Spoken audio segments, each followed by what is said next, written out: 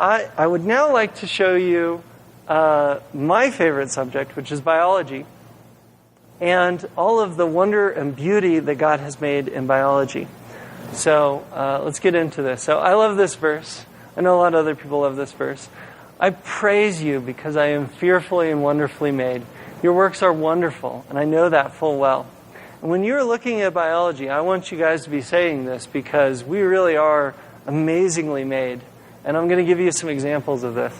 So my field is genetics. So this is actually a subject I'm qualified to talk about, as opposed to all the others. So the information in our genome is equivalent to about 2,000 paperback novels. So this, I found this picture because this is about 2,000 novels in this picture right here. So imagine reading all of this, right? That's the amount of information that it takes to fully describe all of the little details going on inside of your body that keeps us alive. So there's a lot of information here. I think this is beautiful from a biblical perspective. That you know, like the verse, the Word was God, and then later it says the Word became flesh. We are Word that has become flesh. And that's really a beautiful thing from a biblical perspective, because it means that who could have expected this? When you drill down right to the heart of this goopy, fleshy stuff that we're made out of, you find words, you find digital code, and a lot of really cool machinery. So, give you some examples. So, using the DNA strand, one strand of DNA at regular scale, if you took one cell, which is too small for you to see, and you stretched out the DNA, it'd be 2 meters tall. So it'd be about my height. And that's one strand of DNA. And you have trillions of these in your body.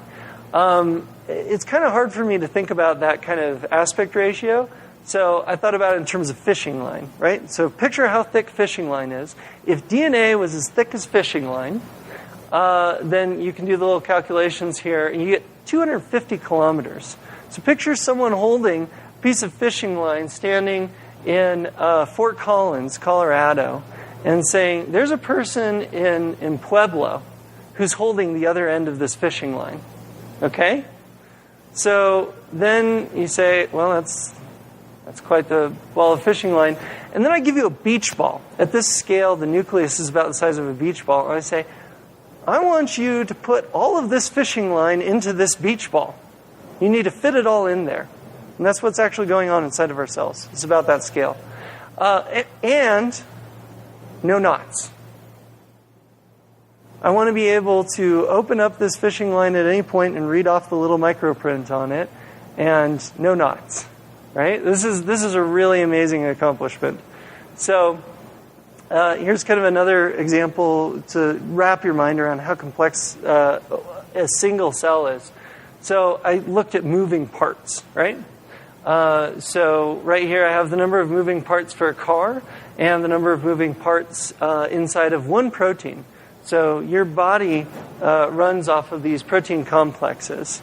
And so at that scale, one cell is about 50 million cars worth of moving parts. That's the kind of complexity that we're talking about here. So that's more moving parts than you would see in an entire city. That's the complexity. Put a different way, it's about the level of detail that you would have on the largest city on Earth. Places like Mexico City are too small. That's the number of moving parts we're talking about in the cell. I would love to show you these videos, and we'll do that maybe at the end. But just look it up on YouTube. It's XVIVO. XVivo does some great videos on molecular machines and things going on inside the cell. And this one is just kind of a little sample right here. This is a guy named David Goodsell who does these drawings. And each one of these shapes is a protein. So these are the moving parts that I'm talking about here.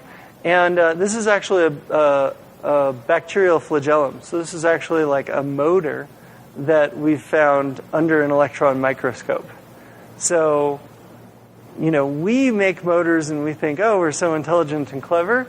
God has made a motor that operates on protons.